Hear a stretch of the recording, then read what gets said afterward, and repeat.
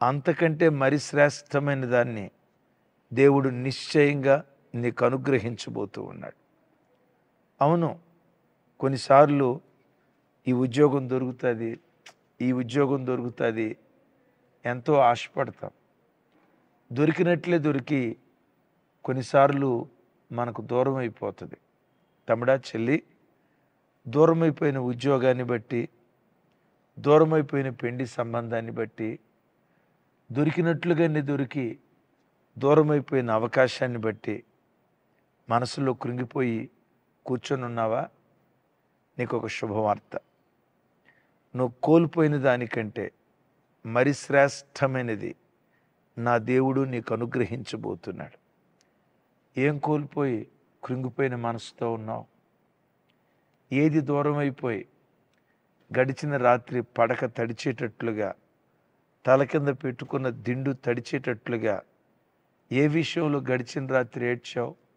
తమ్ముడా, చెల్లి, యేసయ్యను 23 సంవత్సరాల నుంచి సేవలో అనుభవించి నేను చెప్తున్న మాట. నా 23 సంవత్సరాల జీవితంలో, సేవా జీవితంలో, ఇది దొరికితే బాగుండు అని అనుకున్నవి కొన్ని ఉన్నాయి. అనుకోకుండా అవి దూరం అయిపోయినాయి. ప్రభా, ఇది దొరికింది అనుకున్నా దూరం అయిపోయింది ప్రభా అని కొన్ని దినాలు ఏడ్చానేమో. తర్వాత దేవుడు ఏం చేశాడో తెలుసా? అంతకంటే శ్రేష్టమైన దాన్ని దేవుడు అనుగ్రహించాడు. బైబిల్లో ఒక 3 సంఘటనలు క్లుప్తంగా మీతో పంచుకుంటాను. అపోస్తులుడైన పౌలు వారు ఎఫెసు పట్టణంలో సేవ చేయటానికి అడుగుపెట్టాడు. గడిచిన రాత్రి నిజమైన సేవకుడు ఎలా ఉంటాడో అద్భుతమైన వర్తమానం గడిచిన రాత్రి దేవుడు అందించారు కదా. ఎఫెసు పట్టణంలో పౌలు సేవ చేయటానికి వచ్చినప్పుడు చూడండి ఆ మాట, 19వ అధ్యాయం అపోస్తుల కార్యం 8-9 వచనాలు మీతో పంచుకుంటాను. తరువాత అతడు సమాజ మందిరములోకి వెళ్ళి ప్రసంగించుచు, దేవుని రాజ్యమును గూర్చి తర్కించుచు, ఒప్పించుచు, ధైర్యముగా మాట్లాడుచు 3 నెలలు గడిపెను. విన్నారా? 3 నెలలు గడిపెను. అయితే కొందరు కఠినపరచబడిన వారై ఒప్పుకొనక జనసమూహం ఎదుట ఈ మార్గమును దూషించుచున్నందున అతడు వారిని విడిచి శిష్యులను ప్రత్యేకపరుచుకొని ప్రతి దినము తురన్ను అను ఒకని పాఠశాలలో తర్కించుచుండెను. వినారా? పౌలు వారు ఎఫెసు పట్టణంలో అడుగుపెట్టినప్పుడు సమాజ మందిరం, అదే సినగోగ్ అంటారు కదా, ప్రతి విశ్రాంతి దినాన సమాజ మందిరంలో తర్కిస్తూ వచ్చాడు. దేవుని వాక్యాన్ని బోధిస్తూ వచ్చాడు. ఏ రోజు? విశ్రాంతి దినాన, వారంలో ఒక్కరోజు. యూదులు వచ్చి, నువ్వు ఈ సమాజ మందిరాన్ని వాడుకోవటానికి వీల్లేదు, ఇక్కడ నువ్వు ప్రకటించడానికి వీల్లేదు అని పౌలును తరిమారు. 3 నెలల పాటు అక్కడ వాక్యం బోధించాడు. 3 నెలలు అంటే వారానికి ఒక రోజు కదా, నెలకి 4 రోజులు. 3 నెలలు అంటే 3 4 12 రోజుల పాటు 3 వారాల్లో అక్కడ వాక్యాన్ని ప్రకటించాడు. నువ్వు ఇక్కడ వాక్యం ప్రకటించకూడదు, పౌలును తరిమేశారు. పౌలు కృంగిపోలేదు. దేవుడు ప్రత్యామ్నాయంగా ఇంకొక మార్గం తెరిచాడు. ఇప్పుడు ఎక్కడికి వచ్చారంటే తురన్ను అనే పాఠశాలకు వచ్చి వారానికి ఒక రోజు కాదు, వారంలో విశ్రాంతి దినం మాత్రమే కాదు, ప్రతి దినం వాక్యాన్ని తర్కిస్తూ ప్రజలకు బోధిస్తూ వచ్చాడు. ఎంతకాలం? 2 సంవత్సరాల పాటు. 365 × 2 ఆల్మోస్ట్ 730 రోజులు. 730 రోజులు దేవుని వాక్యాన్ని తురన్ను పాఠశాలలో ప్రతి దినం బోధిస్తూ వచ్చాడు. సమాజ మందిరంలో ప్రతిదినం బోధించేవాడా? వారానికి ఒకసారి. దేవుడు అక్కడ గూడు రేపాడు. గూడు రేపి తురన్ను పాఠశాలను ఇచ్చిన తర్వాత వారానికి ఒకసారి కాదు, ప్రతి దినం ఒకవేళ దేవుడే గనక అక్కడ గూడు రేపకపోతే సమాజ మందిరంలో ఒక్కసారి వాక్యాన్ని బోధించేవాడు. ఒకవేళ 2 సంవత్సరాలు ఉన్నాడు అనుకోండి, ఓ మాట 2 సంవత్సరాలు ఉన్నాడు అనుకోండి, సంవత్సరానికి ఎన్ని విశ్రాంతి దినాలు ఉంటాయి? 52. అంటే 2 సంవత్సరాల్లో ఎన్ని ప్రసంగాలు చేసేవాడు? ఎన్ని రోజులు వాక్యం ప్రకటించేవాడు? 104 రోజులు. అక్కడి నుంచి గూడు రేపటాన్ని బట్టి దేవుడు ఏం చేశాడు? అంతకంటే శ్రేష్టమైన మార్గం. అప్పుడేమో వారానికి ఒక రోజు, ఇక్కడేమో ప్రతిదినం. అక్కడేమో ప్రతి విశ్రాంతి దినం, ఇక్కడేమో ప్రతిదినం. 730 రోజులు దేవుని వాక్యాన్ని ప్రకటించాడు. 730 అని చెప్పడానికి లేదు, అంతకంటే ఎక్కువ. 3 సంవత్సరాలు అక్కడ ఉన్నాడని రాసి ఉంది. తమ్ముడా, చెల్లి, ఒక చిన్న అవకాశం పౌలు కోల్పోతే అంతకంటే శ్రేష్టమైన ద్వారాన్ని దేవుడు తెరిచాడు. ఈ వాక్యం వింటున్న నీ బ్రతుకులో ఏ చిన్న అవకాశాన్ని నువ్వు కోల్పోయినా, అబ్బా అద్భుతమైందండి అది, అయ్యో ఆ అవకాశాన్ని కోల్పోయాను అని నువ్వు దిగులు పడుతున్నావా? ఒకరోజు రాబోతుంది, అంతకంటే శ్రేష్టమైన ద్వారం యేసు నామం పేరిట దేవుడు నీకు తెరుచునుగాక. చెప్దాం ఆమేన్ అని గట్టిగా, ఆమేన్. అయితే నీ ప్రయత్నాన్ని మానుకోకు. సూరారం ఇక్కడ మన పెద్ద మందిరం కదా. వాస్తవంగా ఈ స్థలానికి ముందు 100 గజాల స్థలం కోసం 2 సంవత్సరాలు మేము పోరాడాం. 100 గజాల స్థలం కొరకు, ఆ గవర్నమెంట్ స్థలం కొనుగోలు చేయటానికని. దేవుడు అక్కడి నుంచి రేపాడు. మనుషులం కదా, కాస్త బాధపడ్డాం. కానీ అద్భుతం తెలుసా, 100 గజాల స్థలం కోల్పోతే 1000 గజాల స్థలం దేవుడు మనకి ఇక్కడ అనుగ్రహించాడు. ఆమేన్. నీ జీవితంలో ఈ చిన్న మార్గం, ఒక మార్గం ముయ్యబడితే నమ్ము, అంతకంటే శ్రేష్టమైన మార్గం యేసు నామములో దేవుడు నీకు తెరుచునుగాక. ఇశ్రాయేలీలు ఎరుకోకు రాకూడదని ఎరుకో పట్టణస్థులు తలుపులు మూశారు. మిమ్మల్ని అంట, తలుపు ఎంత ఉంటుంది? అఫ్కోర్స్ అది ప్రాకారానికి ఉన్న తలుపు. రథం వెళ్ళాలి రావాలి కాబట్టి 20 అడుగులు 25 అడుగులు ఉంటుంది ఆ తలుపు. 20 అడుగుల తలుపులు మూస్తే 8 కిలోమీటర్ల ప్రాకారాన్ని దేవుడు తెరిచాడు. తెలుసా మీకు ఈ సంగతి? వాళ్ళు మూసింది తలుపులు, దేవుడు తెరిచింది ప్రాకారం. తలుపు ఎంత ఉంటుంది? 20 అడుగులు. ప్రాకారం ఎరుకో చుట్టూతో 8 కిలోమీటర్ల దూరం ప్రాకారాలు పడగొట్టాడు. కారణం ఏంటో తెలుసా? వాళ్ళు సనగకుండా స్తుతించారు, సనగకుండా ప్రార్థించారు. తమ్ముడా, నీతో కూడా ఒక మాట, సైతానికి ఏదైనా తలుపులు మూసాడా? ఉద్యోగ తలుపులు, పిల్లల వివాహ తలుపులు, వ్యాపారపు తలుపులు, చిన్న అవకాశాన్ని వాడు మూసాడా?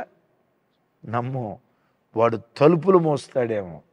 నీ దేవుడు యేసు నామం పేరిట నీకు ప్రాకారం తెరవబోతున్నాడు. ఏం కోల్పోయావు? స్తుతించు, సనగకో. ఎందుకు ఇలా చేసావు? దేవుని మీద ఆయాస పడకో. అలా నువ్వు స్తుతిస్తూ ఉంటే ఈ ఫిబ్రవరి మాసంలోనే యేసు నామం పేరిట ప్రాకారాలు దేవుడు నీకు తెరుచునుగాక. ఆమేన్. శిష్యులతో యేసు ప్రభు ఒక మాట అన్నారు, నేను పరలోకానికి వెళ్ళబోతున్నాను. శిష్యులతో చెప్తూ యేసయ్య ఇలా అంటాడు, మీ హృదయములను కలవరపడనీయకుడి. ఎందుకు వాళ్ళు కలవరపడుతున్నారు? యేసు ప్రభు మాకు దూరం అయిపోతున్నారు, మమ్మల్ని విడిచిపెట్టి వెళ్ళిపోతున్నారు అని యేసు ప్రభు దూరం అవుతున్నందుకు కలవరపడుతున్నారు. వాళ్ళు కలవరపడటానికి కారణం ఏంటంటే 3.5 సంవత్సరాలు వాళ్ళకు రొట్టె కొదువు లేదు, ఆహారానికి కొదువు లేదు, తిండికి కొదువు లేదు, బట్ట కొదువు లేదు. అన్ని ప్రభు సమకూరుస్తూ ఉండేవాళ్ళు. ఆయన నీడలో పెరిగారు. ఇప్పుడు సడన్గా నీడగా ఉన్న చెట్టు లాంటి యేసు ప్రభు నరకబడతా ఉంటే వాళ్ళ హృదయాలు కలవరపడుతున్నాయి. తమ్ముడు, చెల్లి, నీ హృదయం కూడా కలవరపడుతుందా? నిజమే. ఈ హృదయం ఎలాంటిదంటే పాల పొంగు లాంటిది. చిన్న మేలు దేవుడు మన జీవితంలో చేస్తే బుసబుసబుసబుసమని పొంగుతా, నా దేవుడు అంత గొప్ప దేవుడు లేడు, నా దేవుడు అంత అద్భుతమైన దేవుడు లేడు, పొంగిపోతాం. చిన్న కష్టం రావటంతో పొంగుతున్న పాల పొంగు మీద నీళ్ళు అట్లా జల్లేవనుకో ఏమైపోద్ది చెప్పండి? సప్. చిన్న కష్టం రావటంతో ఏం దేవుడో ఈ దేవుడు, నాకు పుట్టినప్పటి నుంచి కష్టాలే, చిన్నప్పటి నుంచి కష్టాలే. ఆలోచిస్తే ఎక్కడికి వెళ్తాను తెలుసా? చిన్నప్పుడు అమ్మ కొట్టింది, మ్యాథ్స్ టీచర్ కొట్టింది, హిందీ టీచర్ కొట్టింది, లెక్కల మాస్టర్ కొట్టింది, ఇంగ్లీష్ మాస్టర్, అవన్నీ గుర్తుకు తెచ్చుకొని ఏమి ఏడుస్తామో తెలుసా? పుట్టినప్పటి నుంచి నా బతికింతే. చిన్న కష్టానికి హృదయం పాల పొంగులాగా ఉండకూడదు. చిన్న అద్భుతం జరగటంతో బొసబొసబొసమని పొంగిపోయి చిన్న కష్టం రాత్రం కృంగిపోయేటట్లుగా ఉండకూడదు. శిష్యుల హృదయాలు కలవరపడతా ఉంటే, శిష్యులారా నేను మీకు దూరం అవుతున్నానని కలవరపడుతున్నారా?